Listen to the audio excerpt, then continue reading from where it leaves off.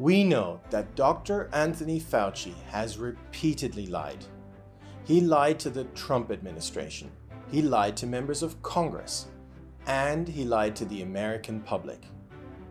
Fauci lied about the virus's origins, and he lied about the role he played in funding the gain-of-function work done at the Wuhan Institute of Virology. While it is not possible to cover all of Fauci's lies in one show, in this episode, we have chosen to let Fauci's own words, taken from public clips, highlight direct lies that he told. It's time for members of Congress to ask Fauci the real questions that deserve real answers. It's time for Fauci and those behind him to be held to account for his outright lies to the world. Hi everyone, and welcome to Truth Over News with Jeff Carlson and Hans Manke.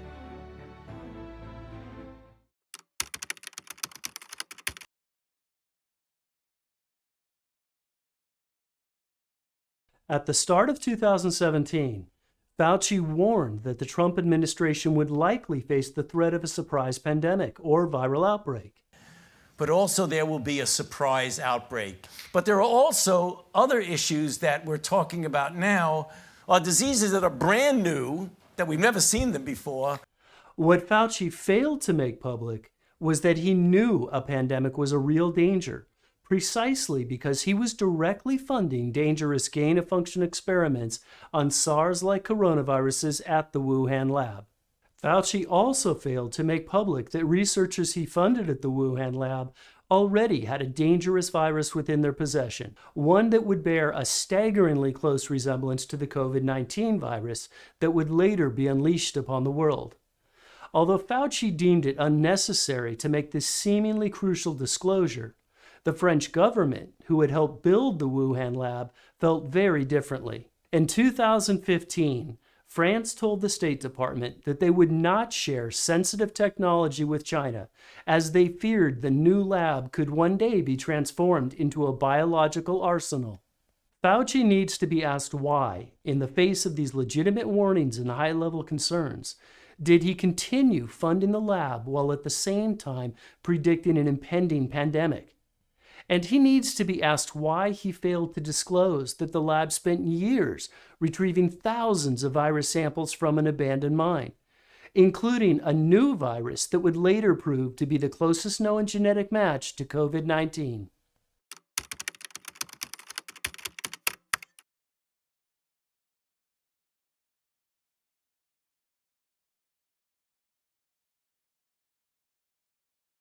In 2012, Fauci reported that he had funded Dutch virologist Ron Fauci, who used gain-of-function experiments to make dangerous viruses airborne.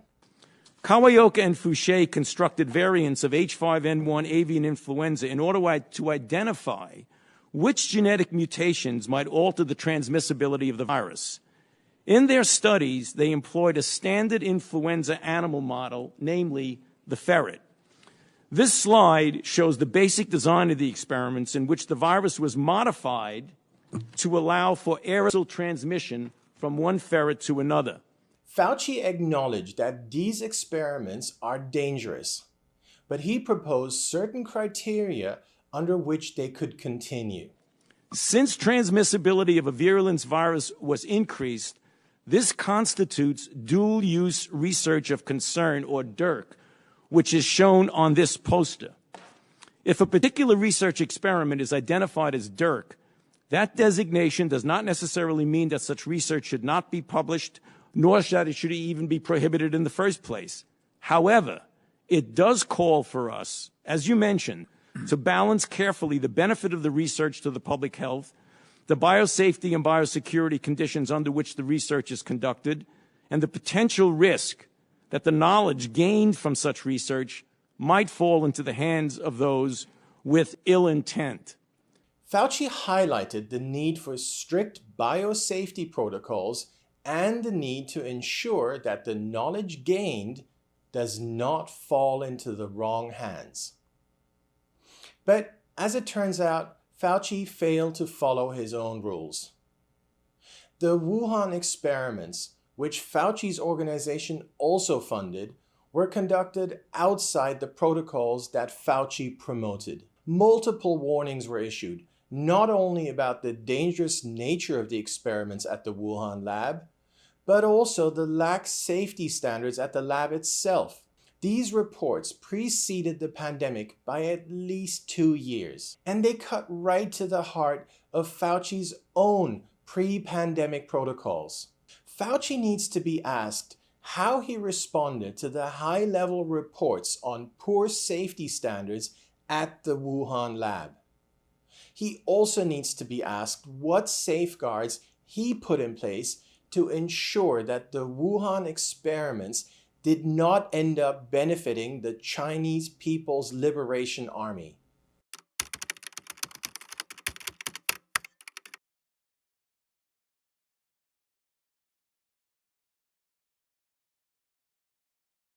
The most widely shared clips of Fauci are his exchanges with Senator Rand Paul.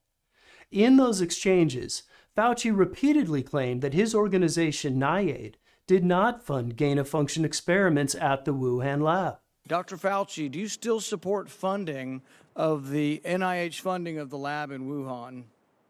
Senator Paul, with all due respect, you are entirely and completely incorrect that the NIH has not ever and does not now fund gain-of-function research in the Wuhan Institute. Fauci and his defenders have suggested that activities at the Wuhan lab were somehow defined as something other than gain-of-function. Fauci's boss, Francis Collins, the head of the National Institutes of Health, took the hair splitting to a new level. In a recent letter to Senator Chuck Grassley, Collins noted that the gain-of-function restrictions for NIAID-funded projects only applied if the new virus showed evidence of enhanced virus growth greater than 10 times that of the original virus. In doing so, Collins inadvertently demonstrated the lax standards that were applied by NIAID to their foreign-funded projects. Simply put, gain-of-function means genetically modifying a pathogen to increase its transmissivity to human cells. That is exactly what the Wuhan lab was doing and what Fauci was funding. Whether the virulence amplification of a virus is 9 times or 10 times the original level is irrelevant. Genetic amplification has occurred. No amount of hair splitting will make that fact go away.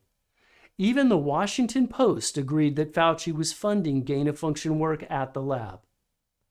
Of the many experiments Fauci funded at the Wuhan lab, none stand out more than the 2015 experiments conducted by Ralph Baric, a gain-of-function pioneer at the University of North Carolina at Chapel Hill.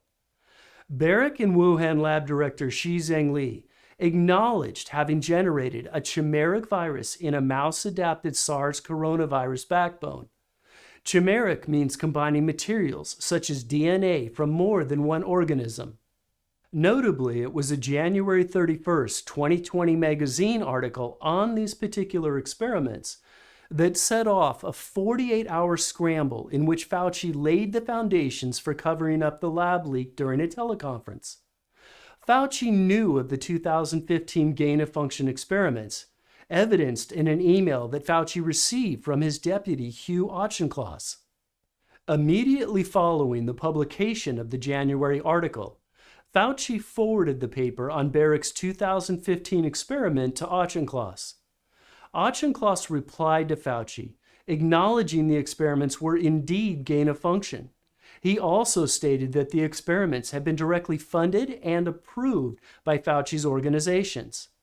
Fauci needs to be asked why his organization collaborated with and funded risky gain-of-function experiments at a foreign lab that was owned and controlled by the CCP, with no accountability, tracking, or transparency.